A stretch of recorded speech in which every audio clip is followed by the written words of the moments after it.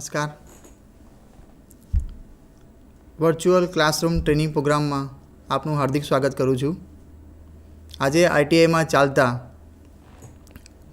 COPA ટ્રેડમાં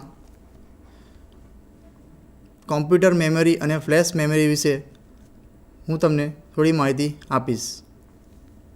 તો ચાલો આપણે કોમ્પ્યુટર મેમરી અને ફ્લેશ મેમરીની થોડીક સ્લાઇડ પર નજર નાખીશું. કોમ્પ્યુટર મેમરી અને ફ્લેશ મેમરી સ્ટોરેજ ડિવાઇસ અથવા મેમરી ડિવાઇસ એટલે એ ક્ષેત્ર છે કે જ્યાં કોમ્પ્યુટર દ્વારા ડેટાને સ્ટોર કરવામાં આવતો હોય છે. કોમ્પ્યુટર મેમરી નીચે મુજબ વર્ગીકૃત કરી શકાય છે. કોમ્પ્યુટર મેમરીના બે ભાગ પડે છે. એક છે પ્રાઇમરી મેમરી, બીજું છે સેકન્ડરી મેમરી. સૌપ્રથમ પ્રાઇમરી મેમરીમાં બે ભાગ પડે છે, ઇન્ટરનલ મેમરી, બીજું છે એક્સટર્નલ મેમરી. હવે એક્સટર્નલ મેમરીના બીજા બે ભાગ પડે છે, એક તો રેમ ને રોમ.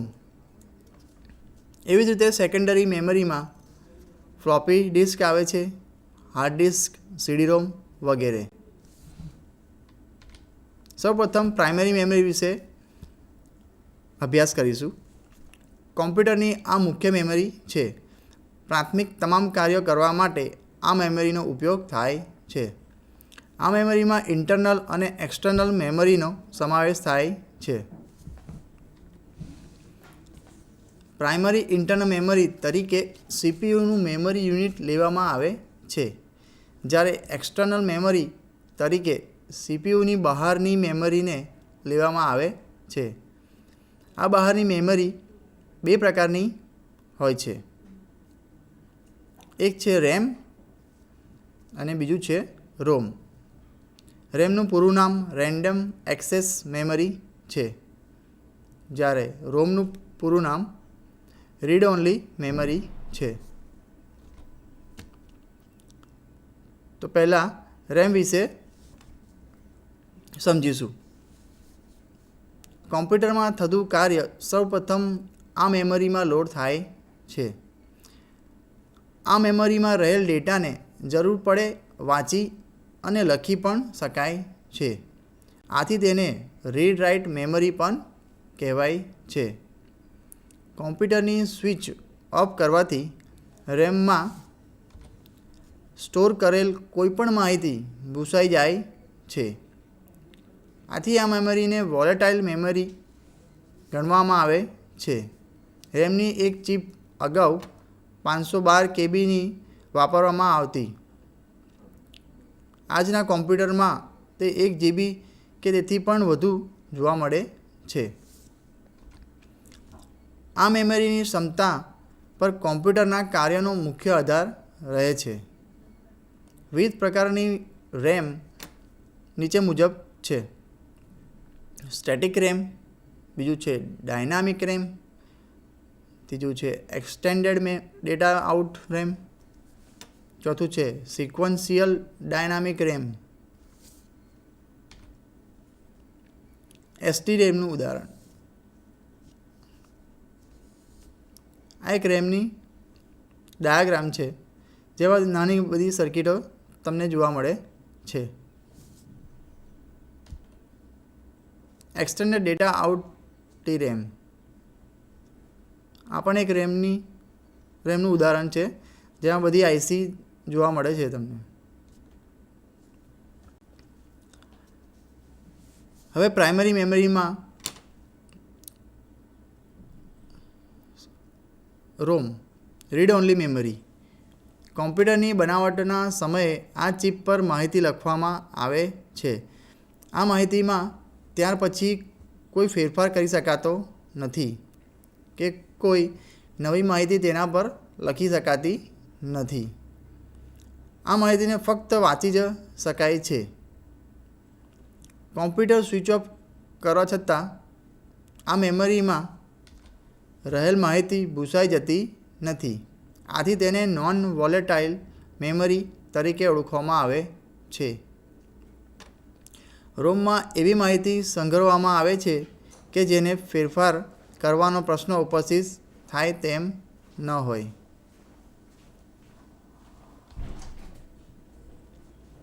કોમ્પ્યુટરના હાર્ડવેરને લગતી પાયાની માહિતી તેમાં સ્ટોર કરવામાં આવે હોય છે. વિવિધ પ્રકારની રોમ નીચે મુજબની હોય છે.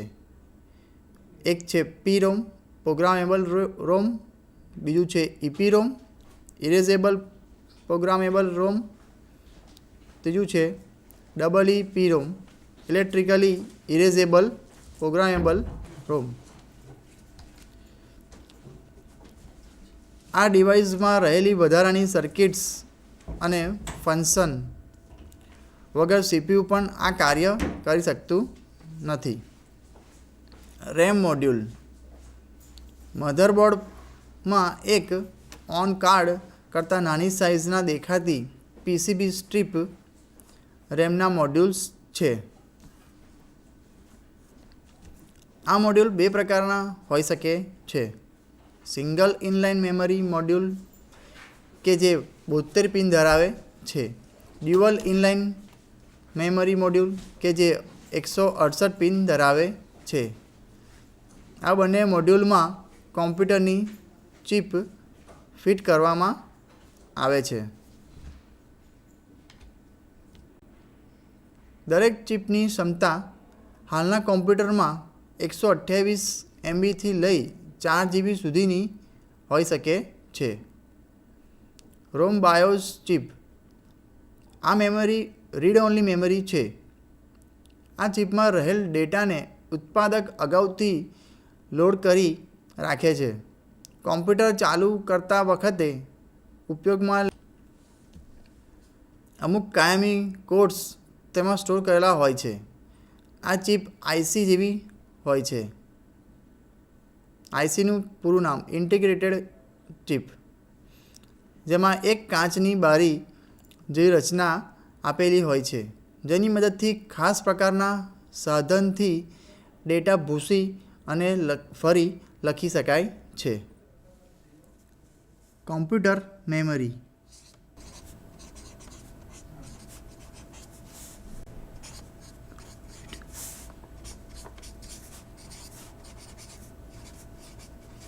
મેમરી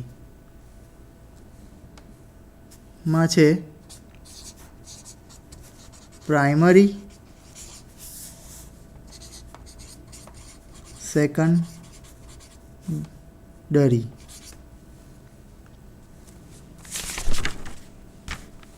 ના તફાવત વિશે આપણે અભ્યાસ કરીશું.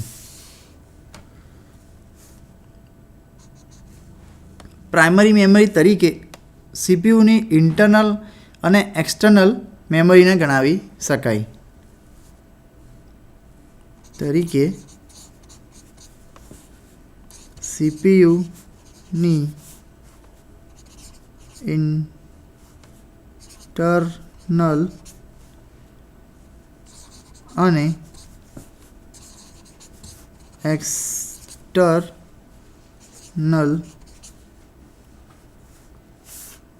મેમરીને ગણાવી શકાય છે. સેકન્ડરી મેમરીમાં સેકન્ડરી સ્ટોરેજ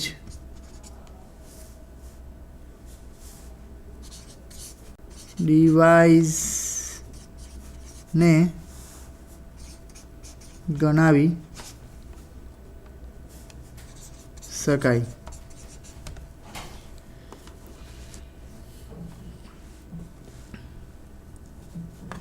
બીજો મુદ્દો છે સીપીયુમાં ચિપ સ્વરૂપે અથવા બાજુમાં ગોઠવેલ હોય છે. પ્રાઇમરી મેમરી સીપીયુમાં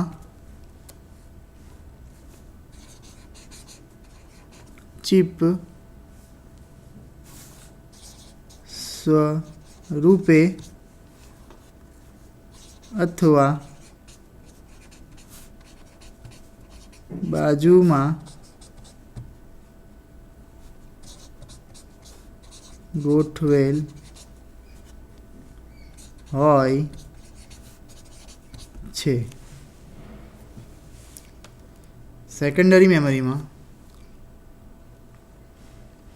હાર્ડ વાયરની મદદથી મધરબોર્ડ સાથે લગાવેલ હોય છે. હાર્ડ વાયરની મદદથી મધરબોર્ડ સાથે લગાવેલ હોય છે.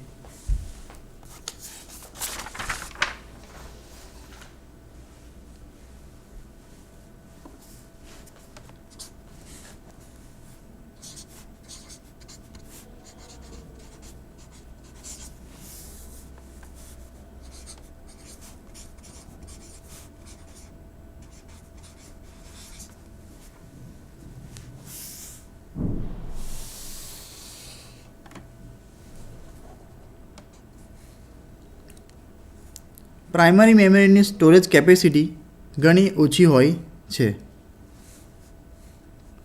તો સ્ટોરેજ કેપેસિટી ઘણી ઓછી હોય છે. સેકન્ડરી મેમરીની સ્ટોરેજ કેપેસિટી ઘણી વધારે હોય છે. સ્ટોરેજ કેપેસિટી ઘણી વધારે હોય છે. સીપીયુનું મેમરી યુનિટ રેમ, રોમ વગેરે પ્રાઇમરી મેમરીના ઉદાહરણ છે. સીપીયુનું મેમરી યુનિટ રેમ, રોમ વગેરે પ્રાઇમરી મેમરીના ઉદાહરણો છે.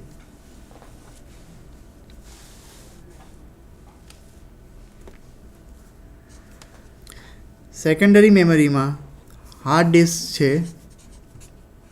હાર્ડ ડિસ્ક છે. સીડી, રોમ વગેરે ઉદાહરણ છે.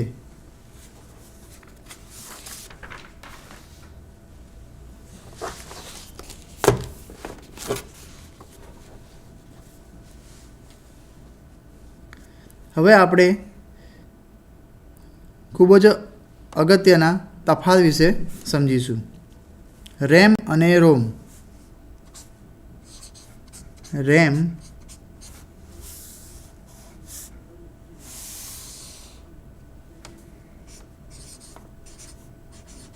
રોમ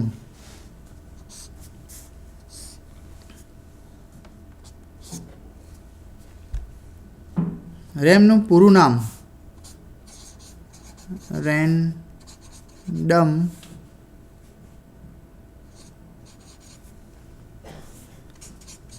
એક્સેસ મેમરી. પેલી બાજુ રોમનું પૂરું નામ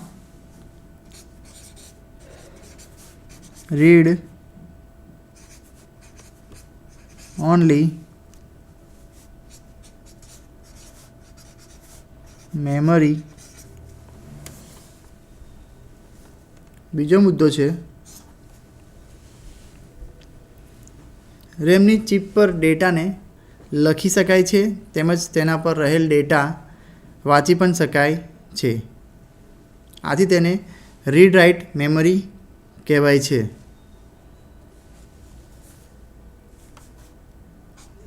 RAM A read write memory કહેવાય છે.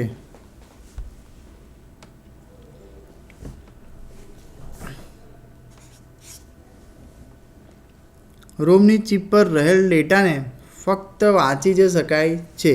આથી જ તેને રીડ ઓન્લી મેમરી કહેવાય છે.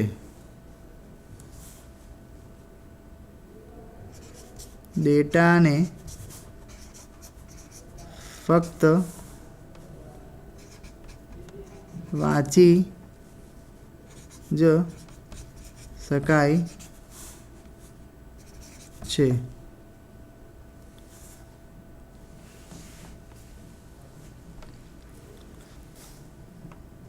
મુદ્દો 3. તે વોલેટાઇલ મેમરી છે, એટલે કે કોમ્પ્યુટરની સ્વિચ ઓફ કર્યા પછી તેમાં રહેલ ડેટા ભૂસાઈ જાય છે.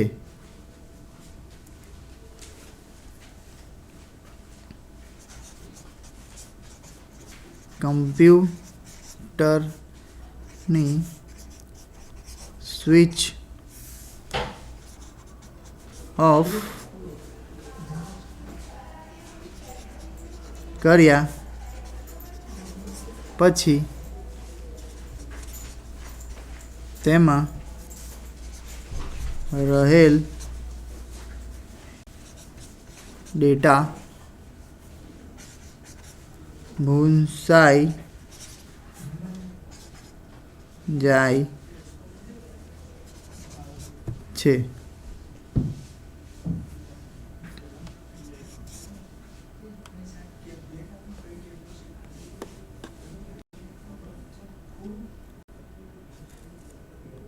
એટલે તેને વોલેટાઇલ મેમરી કહેવાય છે. રોમમાં કોમ્પ્યુટરની સ્વિચ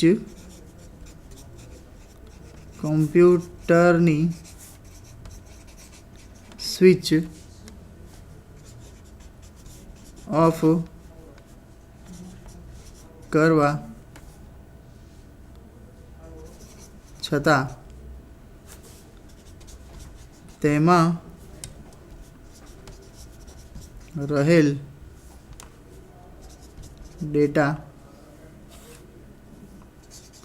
ભૂંસાતો નથી.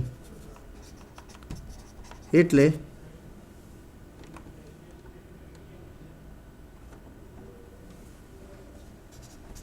તેણે નોન વોલેટાઇલ મેમરી કહેવાય છે.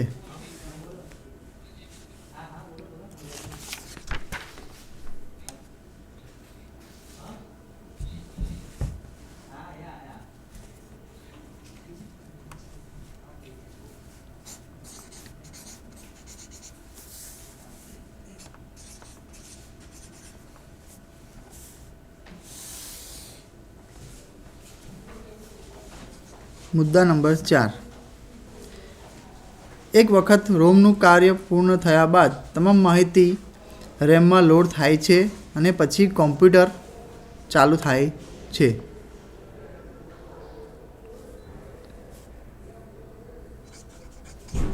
એક વખત રોમનું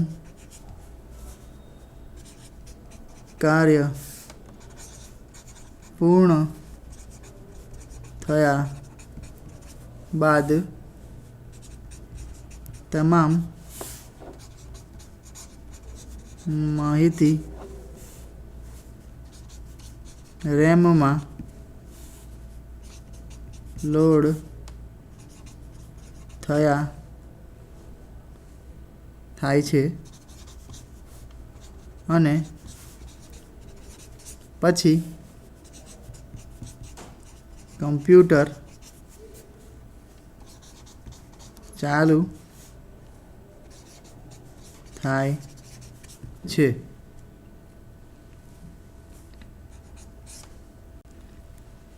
ઓપરેટિંગ સિસ્ટમનું રેમમાં લોડિંગ થાય તે પહેલાં રોમમાં રહેલ માહિતી દ્વારા તમામ હાર્ડવેરના કન્ફિગરેશન ચેક થાય છે. ઓપરેટિંગ સિસ્ટમનું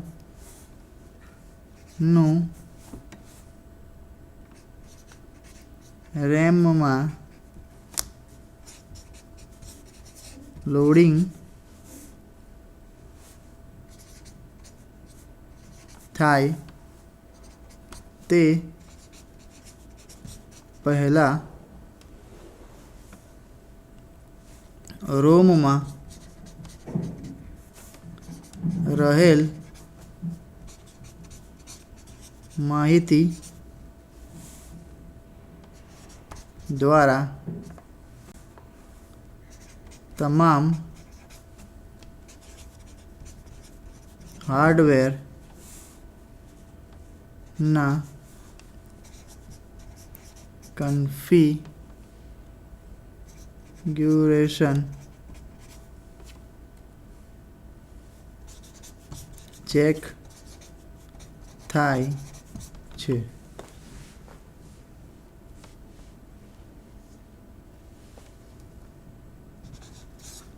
મુદ્દા નંબર 5.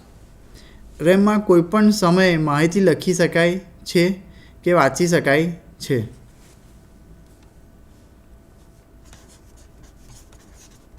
કોઈપણ સમયે માહિતી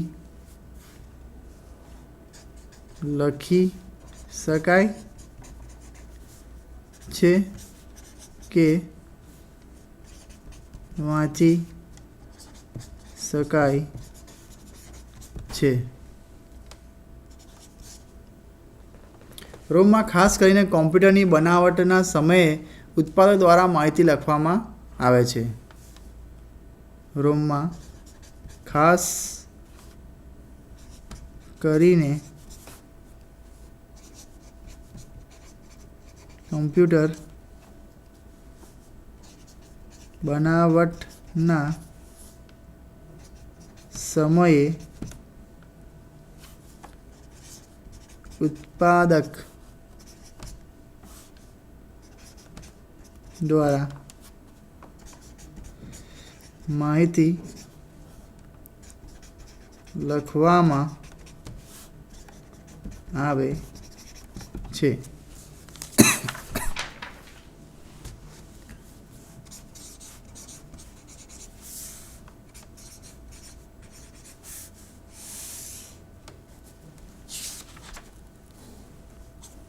તેને અપગ્રેડ કરવી સરળ હોય છે. તેને કોમ્પ્યુટરમાંથી સરળતાથી દૂર કરી શકાય છે. રેમમાં તેને અપગ્રેડ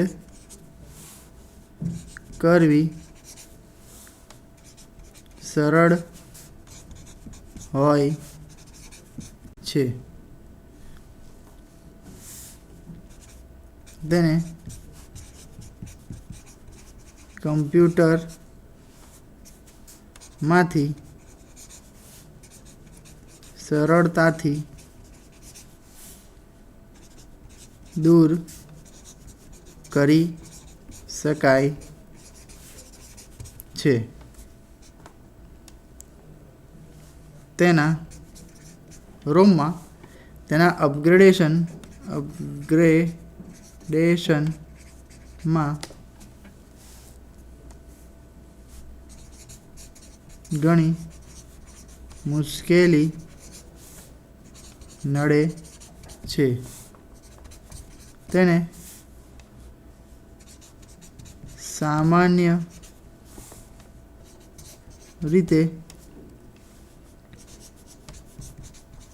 કમ્પ્યુટરમાંથી બહાર કાઢવામાં આવતી નથી. રેમમાં ઉદાહરણ તરીકે તમારા પીસીમાં જો 2 GB રેમ હોય તો તેને અપગ્રેડ કરવા વધારાની 2 GB એડ કરવી શક્ય છે, જેને લીધે તમારા કમ્પ્યુટરની સ્પીડમાં વધારો થશે. રોમમાં અપગ્રેડ કરવું મુશ્કેલ છે. તેને કમ્પ્યુટરમાંથી સરળતાથી બહાર નીકાળી શકાય છે. Removable drive. હાલમાં આ પ્રકારની ડિવાઇસનો ઉપયોગ વધવા પામેલ છે. આ ડ્રાઈવ ખૂબ સરળતાથી કોમ્પ્યુટર સાથે લગાવી શકાય છે. જેમ કે ઉદાહરણ તરીકે પેન ડ્રાઈવ. હાલમાં 1 GBથી લઈ 32 GB જેટલો ડેટા સ્ટોર કરી શકાય છે. બજારમાં ઘણી બધી અલગ અલગ બ્રાન્ડેડ કંપનીના પેન ડ્રાઈવ મળે છે, જેમ કે સંડિસ્ક છે, HP છે વગેરે. આપણે એક પેન ડ્રાઈવનું ઉદાહરણ જોઈશું. પેન ડ્રાઈવને ફ્લેશ મેમરી પણ ગણાવી શકાય છે. આ એક પેન ડ્રાઈવ છે, સંડિસ્ક કંપનીની છે, જે હાલમાં 8 GBની છે. કમ્પ્યુટરમાંથી ડેટા લેવા માટે પેનડ્રાઈવનો ઉપયોગ થાય છે, જેથી કરીને એક કોમ્પ્યુટરમાંથી ડેટા લઈ બીજી કોઈ અન્ય જગ્યાએ જઈ ડેટાનો ઉપયોગ કરી શકાય છે. આ ઉપરાંત ઘણા બીજા ડ્રાઈવનો બી ઉપયોગ થાય છે, જેમ કે એક્સટર્નલ હાર્ડ ડિસ્ક. બજારમાં ઘણી બધી એક્સટર્નલ હાર્ડ ડિસ્કનો બી ઉપયોગ થાય છે. આ એક તોશિબાની હાર્ડ ડિસ્ક છે, જેની સ્ટોરેજ ક્ષમતા 500 GB છે. તો તમારા પેનડ્રાઈવમાં 1 થી 32 GB સુધીનો ડેટા સ્ટોરેજ કરી શકાય છે, પણ એનાથી વધારે જો ડેટા સ્ટોરેજ કરવો હોય તો તમારે એક્સટર્નલ હાર્ડ ડિસ્કનો ઉપયોગ કરી શકાય છે. આ એક તોશિબાની હાર્ડ ડિસ્ક છે. એને સિમ્પલ તમારે USB કમ્પ્યુટરમાં USB પોર્ટ માટે જ કરી શકો છો અને તમે ઉપયોગમાં લઈ શકાય છો, અને તમારા આ કોમ્પ્યુટરના ડેટા એક જગ્યાએથી અન્ય જગ્યાએ લઈ તેનો ઉપયોગમાં લઈ શકાય છે, જેથી કામમાં શું છે સરળતા પડે છે.